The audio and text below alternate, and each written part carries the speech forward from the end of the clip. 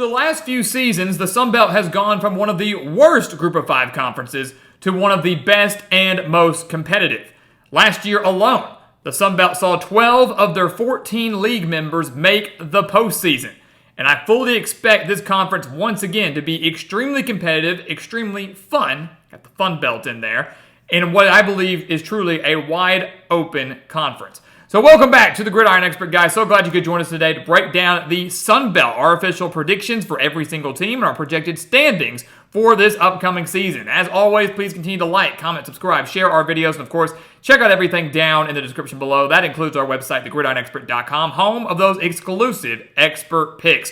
Some of the best college football and NFL spread picks in the entire country for one of the lowest prices in the entire country. We're giving you a full year-long, 365-day-long subscription for one of the best prices in the country, beating out over 80% of the national handicappers each of the last 6 years. You're not going to find that type of offer or that type of analysis anywhere else. So go sign up, join our GE Nation, and start winning big with us today, especially before the season starts. And the season starts in less than 2 weeks. Going to be here before we know it.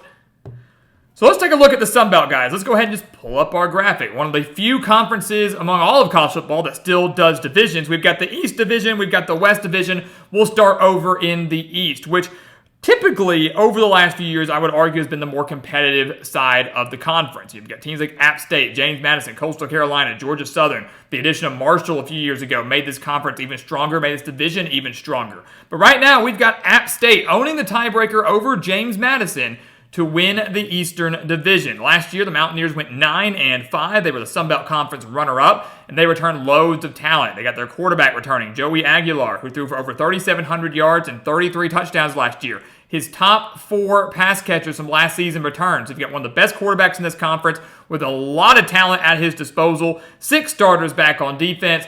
If they can navigate a tough schedule, especially in the non-conference, that includes games against Clemson, East Carolina, and Liberty, this is an App State team that could very well, we believe, hit 8 wins, but could flirt with 9 or 10 wins, but should find themselves in the Sun Belt Championship. That is certainly the expectation for this program. We have them above James Madison, so you clearly see that we are picking them to beat James Madison in conference play to win that tiebreaker. The Dukes, despite the loss of Curt Cignetti and so much talent from last year's squad, they're not going to fall off. Bob Chesney was a fantastic hire, went 44-21 during his time at Holy Cross in the FCS. They bring in Dylan Morris, a transfer quarterback out of Washington, Ayo Adaye in from North Texas at running back. This is a very good James Madison team despite the loss of their coach and despite a lot of key new pieces coming in. They don't have a horrible schedule. The non-conference would not be shocked to see them go at least 3-1 there. Then you have road games at App State and at Georgia Southern. Those are the toughest really conference games the Dukes are going to face. They are still a great team with a great coach. I got them at 8-4, falling just short of the Sun Belt Championship game. Maybe you think they slip up somewhere else at 7-5, but regardless, the Dukes will go bowling. Right below them, another tie, this time for third. Coastal Carolina and Georgia Southern both coming in at 7-5, 5-3 in conference play. The Chanticleers went 8-5 last year. Not a bad season considering it was their first without Jamie Chadwell. This year, they've got a quarterback battle going on. The transfer Noah Kim versus Ethan Vasco, who was with the program last year. 66 new players in all for the Chanticleers this year. So it's going to be a matter of how quickly those transfers and those new players can gel for Tim Beck's squad. But ultimately, they should be a bowl team. They don't have the worst schedule in the world. Some tough road games against Jacksonville State, James Madison, Troy, and Marshall. Should be able to win a few of those. Still think they're a bowl team. Same can be said for Georgia Southern. Their key this season is J.C. French, their quarterback. If he can live up to the expectations, sky's the limit for the Eagles. I really like this team. This team went 6-7 last year, showed a lot of promise, though. They're going to have a great offense if the quarterback can get going, but Jalen White, their running back, nearly rushed for 900 yards last year. They returned 8 starters on defense. Should take a big step forward there. Tough games against Boise State and Ole Miss in the non-conference, but they host, get this, Georgia Southern hosts James Madison, Marshall, and Appalachian State. All 3 of those teams have to travel to the Eagles. That is massive for them and their potential quest to win the division. I mean, again, from Georgia Southern to App State, only 1 game separates them in the conference standings. So one upset there or one slip up by a team ahead of them, and again, the sky's the limit for the Eagles. This division really is wide open among the top really 5 teams, because only 2 games separate Marshall from the top. Old Dominion, Georgia State, not so much. But this is a wide open, very competitive East Division, as we mentioned. Marshall, some would think this is disappointing, 6-6 for the Thundering Herd, 4-4 in conference play. Going to have to rely more so on Cole Pennington at quarterback after the loss of Mitch Griffiths, who just retired from football entirely. They do have Jordan Houston coming in at running back from NC State. That's a pretty big pickup there. But they've got a tough schedule. Just a very, very tough schedule.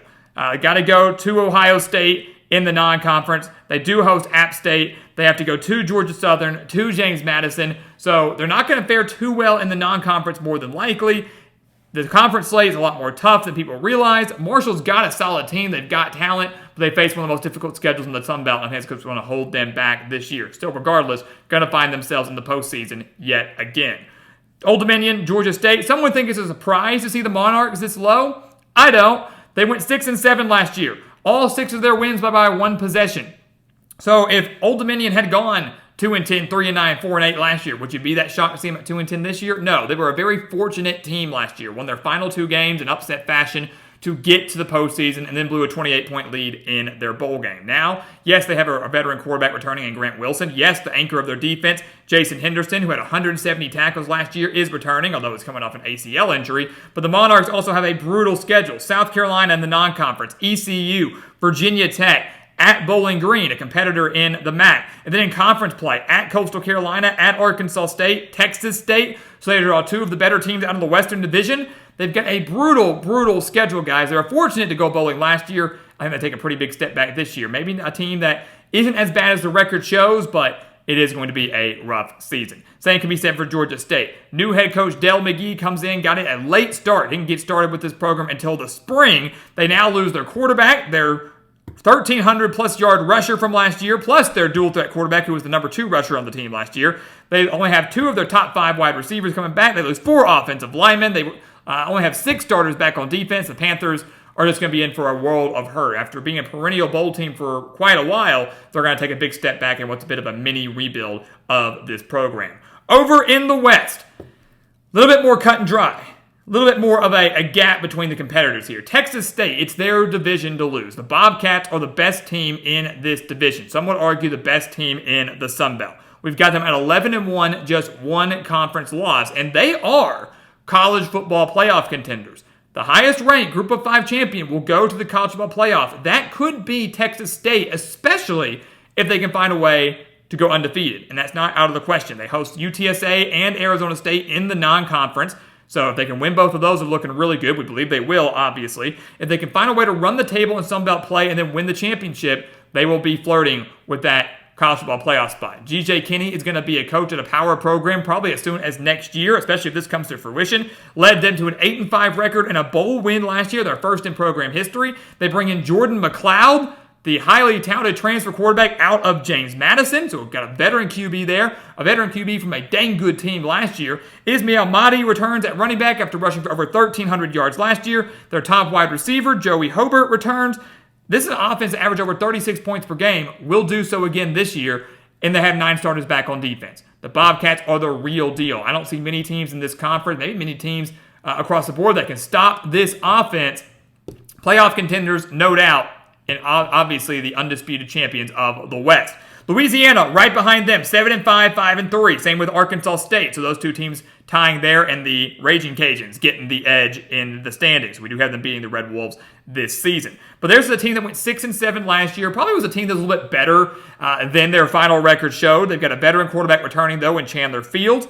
They've got Jacob Bernard returning as their top wide receiver. 8 starters back on the defensive side of the ball, one that many believe could be one of the best in the Sun Belt. They get to host Tulane. They go on the road to Wake Forest. That's not an impossible non-conference game to win. They host App State, but they do travel to Coastal Carolina and Texas State. So a couple tough games in there, especially out of the East, that could end up plaguing them. But still a team that will go to a bowl game and will finish with a winning record. And how about Arkansas State?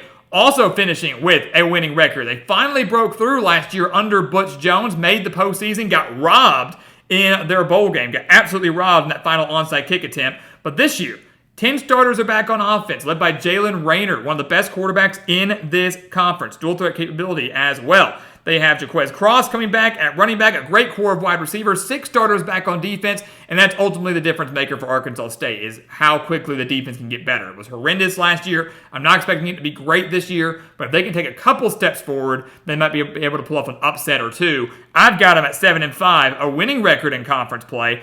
Road games at Michigan, Iowa State, Texas State, and Louisiana. So a couple of tough games in there. Obviously are not going to beat Michigan or Iowa State. Probably won't beat Texas State. Louisiana, that toss-up that could determine whether or not they win 8 games and finish second, or 7-5 in a tie for second. Regardless, Butch Jones finally hitting his stride in Jonesboro.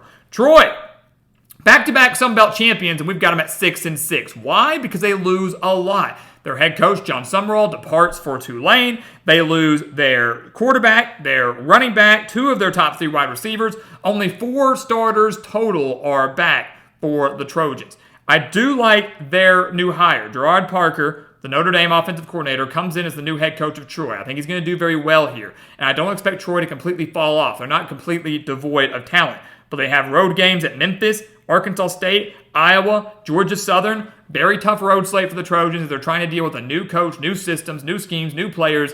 A bowl berth would be phenomenal. That'd be 3 consecutive bowl appearances for Troy, back-to-back Sun Belt titles prior to Summerall leaving.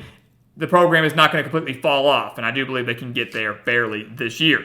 3 teams fall short of postseason play in the Western Division: South Alabama, Southern Miss, and Louisiana Monroe. For South Alabama, they've got a new coach of their own, Major Applewhite, the former Houston head coach, now the head coach of the Jaguars. They went 7-6 last year, and that was a pretty big disappointment for the Jaguars. They were expected to be a very good team with a veteran squad, one that crushed Oklahoma State in the regular season, and then went just 7-6. Now they lose their quarterback, their running back, their top wide receiver in Colin Lacey. Yes, Gio Lopez has some flashes of brilliance at quarterback, especially with his dual threat capability, but only 7 total starters are back for South Alabama. They have to go to Appalachian State, to Arkansas State, to LSU in the non-conference. Again, it'll be impressive if they can get to 6 wins. Wouldn't be shocked to see them get there, but I think 6-6 is probably the ceiling for this squad. We have them falling just short. Then Southern Miss, 3-9 last year, so I believe they improve a little bit. But the kicker for them is quarterback play. They really haven't had competent quarterback play under Will Hall. Now they've got one maybe in Tate Rodemaker in from Florida State. You know, he was the guy that took over a little bit last year when Jordan Travis went down. So he's in at quarterback. The defense we expect to be very, very solid. But this is a big 4th year for Will Hall. He has to probably get them to the postseason. Got him at 4-8. Got him winning 3 conference games. But their non-conference is what could plague them. At Kentucky, USF, at Jacksonville State, and then in conference play at James Madison, at Texas State, at Troy. So just a brutal non-conference, a brutal conference slate on top of that. 4-8, not ideal, but more than likely the scenario here with what they're going up against and with so many questions on the offensive side of the ball. And then finally, ULM, year 1 under Bryant Vincent. Obviously, a lot of questions for the Warhawks. Don't expect much out of them. They're one of the worst teams in the conference, one of the worst teams in all of college football. Last year, they went just 2-10. This year, only 7 starters return. The most intriguing thing about ULM this year is that their quarterback is going to be led by General Booty. He is going to be their quarterback this year. Maybe the only reason why you might want to watch some ULM games this season. But going to be some growing pains for the Warhawks in year 1 under a new head coach. So having all that being said, the Sun Belt Conference, guys, we've got it coming down to App State out of the East, Texas State out of the West. That's our projected Sun Belt championship game, the Mountaineers and the Bobcats. Who can win it? The Mountaineers were the runner-ups last year, typically a perennial favorite in the conference. Texas State has just kind of burst onto the scene, really since last year, if we're being honest. Could they win the Sun Belt in just year or 2 under G.J. Kinney? They're going to get to host this game. It's going to be at Texas State, and I believe in front of their home crowd, they will win the conference. You can book it. Texas State, to me, by and large, is the best team in this conference. They have the best offense in this conference. App State can match them. And you could argue App State has the better defense, but I do believe and Texas State's defense is going to get better as the year goes on. I do believe home field advantage plays a massive role. I've got Texas State winning this game, finishing the year at 12-1 as Sun Belt Conference champions, and depending on what happens across the rest of the group of 5, they will have a legitimate case for the 12-team college football playoff. G.J. Kinney doing a phenomenal thing with this program. He will be gone after this year. He will take a Power 4 job after this season. But for right now, Texas State fans, ride this high, enjoy the success. You deserve it. It's going to be one heck of a season for the Bobcats. So guys, as always, thank you so much for watching us here at the Gridiron Expert on YouTube. Make sure to continue to like, comment, subscribe, share our videos, and of course, check out everything down in the description below. That includes our website, thegridironexpert.com, home of our exclusive expert picks, some of the best college football and NFL spread picks in the entire country for one of the lowest prices in the entire country. You do not want to miss out on those picks. Go sign up before the season starts today. And once again, as always, thank you so much for watching, and we'll see you next time right here on the Gridiron Expert.